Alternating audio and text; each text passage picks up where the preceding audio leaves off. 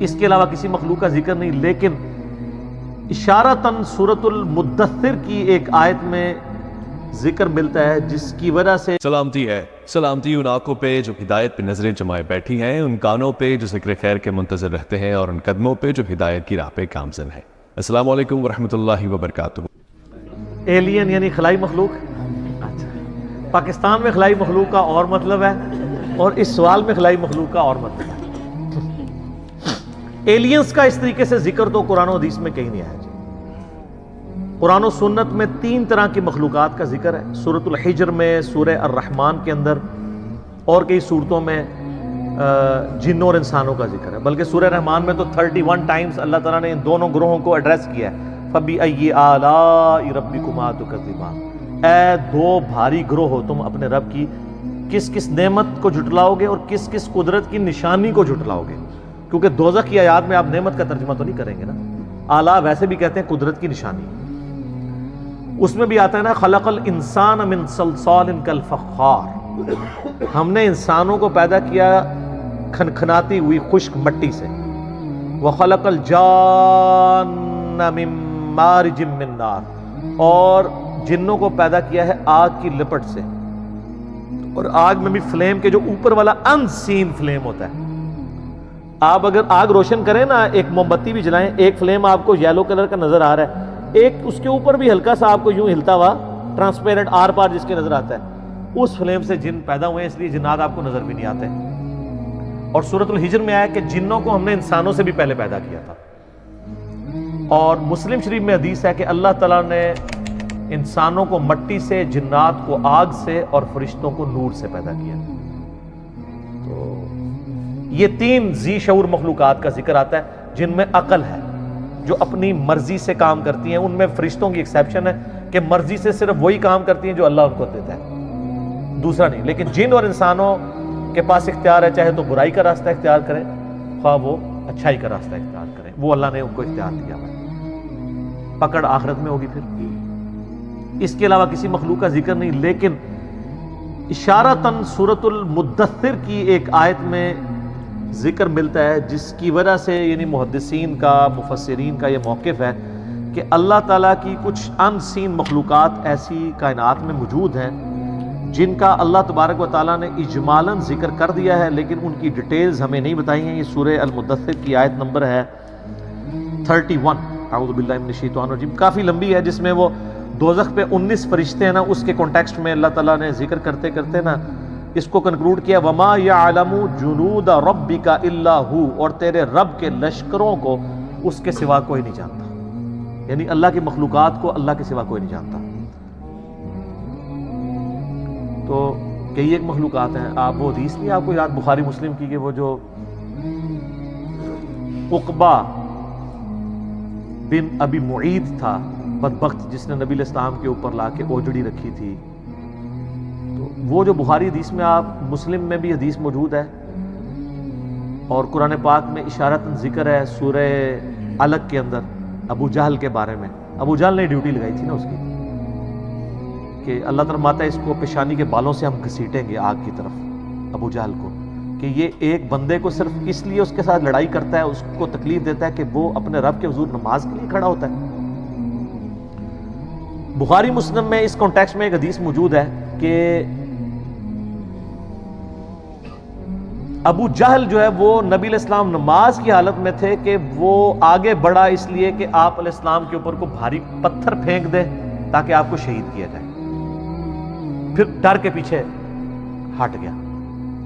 تو بعد میں لوگوں نے پوچھا کیا ہوا، تو اس نے کہا کہ میرے اور نبی علیہ السلام کے درمیان ایک بہت بڑی کھائی حائل میں نے دیکھی، اور ایک میں نے پروں والی بڑی عجیب و غریب شکل کی مخلوق دیکھی، اور مجھے لگتا تھا میں ایک قدم آگے بڑھا تو یہ میرے تکہ بوٹی کر دے گی۔ یہ حدیث بخاری میں بھی ہے، مسلم میں۔ اب وہ مخلوق کیا تھی؟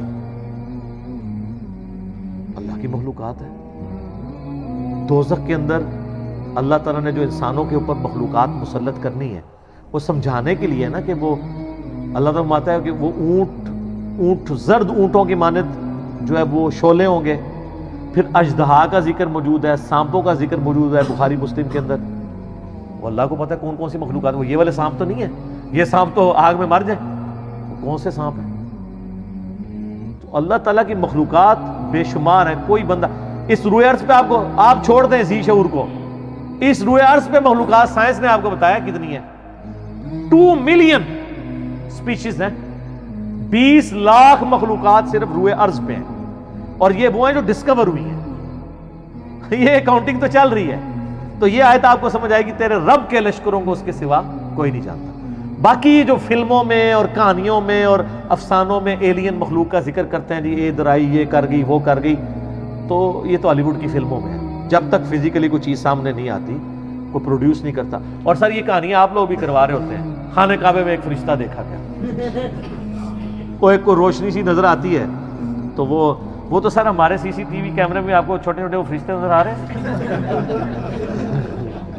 رات کے وقت اس ملک میں جو پولوشن ہے وہ اڑتی بھی جب آپ کو نظر آتی ہے, چونکہ یہ ایچ ڈی کیمرے لگے ہوئے ہیں نا, تو نائٹ ویژن کیمرے ہیں, تو آپ کو ذرات اتنے اڑتے ہوئے نظر آئیں گے. تو وہ مجھے جب بھائی پوچھتے ہیں کہ میں نے کہا فرشتے جو نا, یعنی انڈیا پاکستان بنگلہ دیش فرشتے نے, سائنس کی زبان فرشتے کوئی نہیں نے, یہ تو انہوں کہانی کرائے گی. فرشتے تو اپنی جگہ ایک مخلوقات ہیں, لیکن فرشتے جو ہیں وہ ایسی مخلوق ہیں کہ اللہ تبارک و تعالیٰ نے اس فزیکل ورلڈ سے ان کو ایک الگ مخلوق کے طور پہ رکھا ہوا ہے. اس فزیکل ورلڈ کی مخلوق نہیں ہے, اس لیے آپ کبھی دیکھ نہیں سکتے فرشتوں کو جب تک کہ وہ اس فزیکل ورلڈ کے جو قوانین ہیں ان کے مطابق انسانی شکل میں نہ آ جائے. جیسا کہ حدیث جبریل ہے, مسلم میں تو ڈیٹیل ہے, بخاری میں بھی ہے, جیسے جبریل علیہ السلام انسانی شکل میں آئے, سفید کپڑوں میں, کالے ان کے یعنی بال تھے, اور ایسے تھے کہ ان کے کپڑے کے لگتا تھا کہ کوئی سفر کے آثار بھی نہیں ہے, اور بندہ بھی کوئی آؤٹ اسٹیشن تھا. وہ جبریل علیہ السلام تھے, نبی علیہ السلام سے 1 to 1 سوال کر کے چلے گئے, گھٹنے سے گھٹنے ملا کے. تو اس طرح ہو سکتا ہے کہ فرشتہ انسانی شکل میں آ جائے.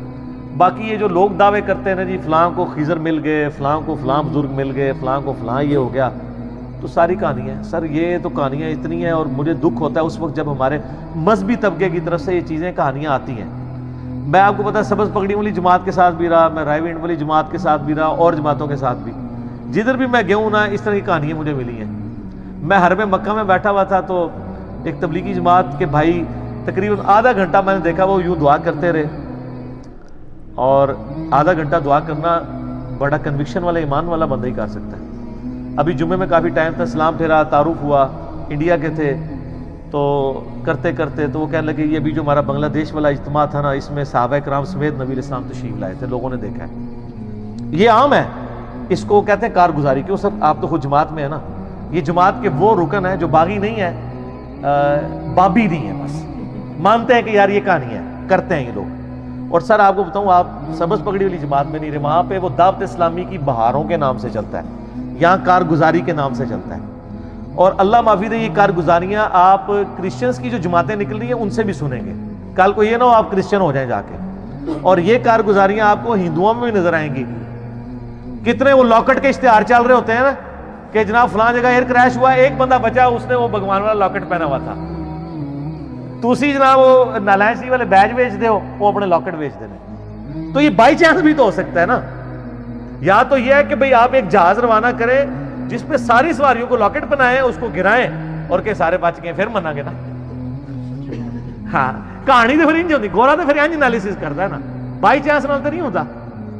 یہ ساری کی ساری چیزیں کہانیاں, جھوٹ, اور یہ وہاں بھی ملتے ہیں. میں آلموسٹ دعوت اسلامی کے اجتماع میں 6-7 کنٹینیوس اجتماعوں میں گیا ہوں. آلموسٹ ہر اجتماع کے بعد آتے تھے ایک اسلامی بھائی کا بیان ہے, نبی علیہ السلام خواب میں فرمایا جتنے لوگ اجتماع میں ہیں تمام کی مغفرت ہوگی.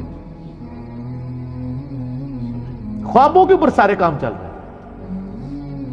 اور یہی رائے وینڈ میں آئے گا تو وہ کہیں گے جھوٹ ہے, رائے وینڈ والے کہیں گے یہ جھوٹ ہے, اور ہم کیا کہیں گے کہ دونوں ہی ایک دوسرے کو نیچا دکھانے کے لیے. وہ جی پنجے جو خون نکل آیا, تو وہ سب نکال سکتے ہیں. آج کل تو اتنے لوہین ہیں, جو مرضی نکالتے رہے, آپ فزیکلی سامنے لائے نا. اچھا جی وہ بزرگ کی لاش فلاں جگہ سے سلامت کی, راتوں رات شفٹ کر دی. راتوں رات کیوں شفٹ کی تھی؟ میں نے تو اس کا بڑا صاف فارمولا دیا کہ لاش نکالنے کی ضرورت نہیں. جو اب بزرگ مر رہے ہیں بڑے بڑے, ان کو ایک ہفتے کے لیے رکھ دیں چوک میں دھوپ کے اندر, تو دیکھ لیتے ہیں کیا ہوتا ہے, پتہ چل جائے گا. تو عیدی والوں کے پاس کیوں رکھاتے ہیں؟ جتنے اولیاء اللہ کی لاشیں ہیں اگر وہ ڈیلے ہو جنازہ تو وہ جا کے ادھر فریزر میں کیوں رکھواتے ہیں یار؟ انہوں نے تو قبر کے اندر نہیں گلنا، تو باہر رکھیں ان کو۔ وہ کسی کسی کا پروٹوکول ہے جس کو اللہ دے دے، یہ جنرل رول نہیں ہے۔ انبیاء کے لیے تو ڈیفینیٹ ہے، انبیاء کے بعد جس کے لیے اللہ چاہے۔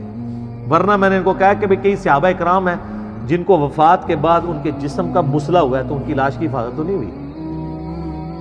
ہوا ہے نا؟ رومن امپائرز کی جنگوں میں کئی صحابہ کو تیل کے کڑاہوں میں زندہ جلایا گیا، روسٹ کیا گیا ان کو، وہ تو نہیں بچے۔ سر دنیا بقدر ایفرٹ ہے۔ اس سے بھی بڑھ کے ابو عبیدہ ابن جراح طاعون کے مرض میں مبتلا ہو کے شہید ہوئے۔ سر طاعون کے مرض میں انسان کی کیا حالت ہوتی ہے؟ جسم کے اوپر پھوڑے نکلتے ہیں اور پھر تعفن پھیلتا ہے اور اس کی تکلیف وجہ سے انسان مر جاتا ہے، اتنے بڑے بڑے پھوڑے نکلتے ہیں۔ اور یہاں وہ جنید جمشید صاحب جب شہید ہوئے ایئر کریش میں تو کہتے ہیں دیکھو جی کیسی موت مرا ہے یہ۔ تو میں آپ سے پوچھتا ہوں ان کو تو چھوڑ دیں، ابو عبیدہ ابن جراح طاعون کے مرض میں فوت ہوئے، اور وہ شخص جس نے یرموک کے اندر رومن امپائر کو گھٹنے ٹیکنے پہ مجبور کیا، بیت المقدس جس کے ہاتھوں پہ فتح ہوا، اور حضرت عمر ان کو آخری وقت تک خط لکھتے تھے کہ تم واپس مدینے آؤ، میں اپنے بعد تمہیں خلیفہ بنانا چاہتا ہوں، لیکن وہ 18 ہجری میں شہید ہو گئے۔ اور جس کے بارے میں بخاری مسلم میں حدیث ہے ہر امت کا کوئی نہ کوئی امین ہے، اور میری امت کا امین ابو عبیدہ ابن جراح ہے، جس کے بارے میں مسلم شریف میں حدیث ہے، ہم عائشہ کہتی ہیں کہ میرا خیال ہے کہ نبی علیہ السلام اگر اپنا خلیفہ کسی کو بناتے تو ابو بکر کو بناتے، اور ابو بکر کے بعد کسی کو بناتے تو عمر کو بناتے، اور عمر کے بعد کسی کو بناتے تو ابو عبیدہ کو بناتے۔ یہ مسلم شریف میں ہے۔ اور اس ابو عبیدہ کی موت کس طرح ہو رہی ہے؟ آپ لوگ ہوتے تو کہتے کہ جی وہ جناب نفل پڑھ رہے تھے، سجدے میں گئے اور وہیں پہ وصال فرما گئے۔ آج کسی بندے کی اس طرح کی موت ہو جائے، دوسرے فرقے والے کہتے ہیں دیکھو کتے کی موت مرا ہے، یہی کہتے ہیں نا۔ سر کوئی ڈیسیژن نہیں کر سکتا کہ اس کا دنیا سے ایگزٹ کیا ہے۔ کوئی شیر کے پنجرے میں مرے گا، کوئی ایئر کریش میں مرے گا، کوئی سمندر میں ڈوب کے مرے گا، کوئی میدان جنگ میں مرے گا۔ آخرت فیصلہ کرے گی کہ اس کے ایگزٹ کا انجام کیا ہوا ہے۔ ورنہ تو طاعون کے مرض میں کتنی تکلیف سے انسان مرتا ہے، آپ سوچ سکتے ہیں کتنے لوگ شہید ہوئے ہیں اس طریقے سے۔ تو ہم شہید بول رہے ہوتے ہیں، لیکن اگر آپ وہ جو مرض تھا اب تو دنیا سے آلموسٹ ختم ہو چکا ہے۔ تو لیکن وہ جس طرح موت ہوتی تھی، جو پھوڑے نکلتے تھے اور جو تکلیف آتی تھی، وہ کوئی سوچ بھی نہیں سکتا۔ تو یہ لوگوں نے اپنے اپنے کرائٹیریا بنائے ہیں۔ ٹھیک ہوگا جی؟ ٹھیک ہوگا جی۔ اللہ تعالیٰ سے دعا ہے جو حق بات میں نے کہی اللہ تعالیٰ ہمارے دلوں میں راسخ فرمائے۔ اگر جذبات میں میرے منہ سے کوئی غلط بات نکل گئی، اللہ تعالیٰ ہمارے دلوں سے ہی محو کر دے، ہمیں کتاب و سنت کی تعلیمات پر عمل کر کے دوسرے بھائیوں تک پہنچانے کی توفیق عطا فرمائے۔ سبحانک اللہم و بحمدک، اشہد ان لا الہ الا انت، استغفرک و اتوب الیک، وما علینا الا البلاغ المبین۔ جزاکم اللہ خیرا و احسن الجزاء۔